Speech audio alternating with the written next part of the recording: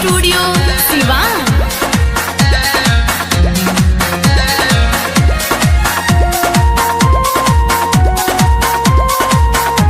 Music by Bajrangi ji.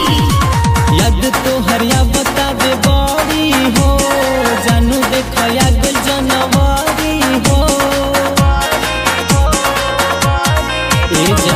याद तो हरिया बतावे बड़ी हो, जानू देखो याद जनवरी हो। तू बारू ससुराल में मिल चलिया गोरी नया साल में मिले आ जाओ ये जान नया साल में। Mix by Deva recording studio Siwan.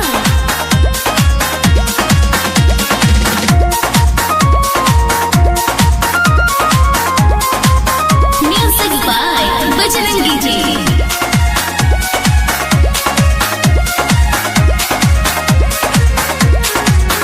जैसे पिकनिक मनवालू तू पहिले, वैसे हनीमून मनावे आजा कहिले।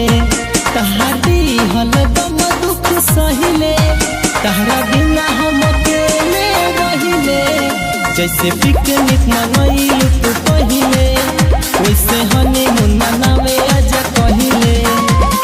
पहिले के दिहल तोहर तोहफा हो, रखले बानी अभी ले झरोखा हो।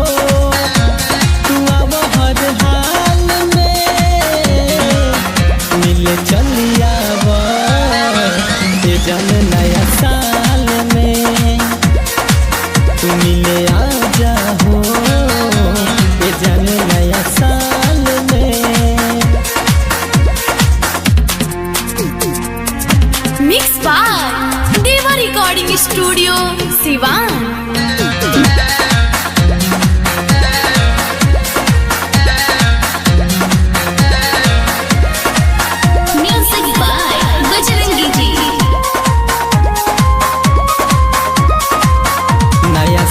तोहे दुकानी बधाई, अपना दिल से हम तोहके दुहाई।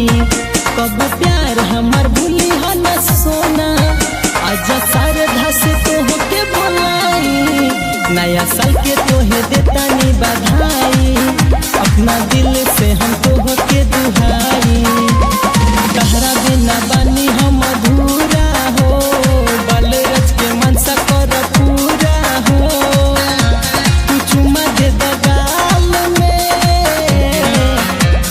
चलिया ये जान नया साल में मिले आ जाओ ये जान नया साल में। आजा जान।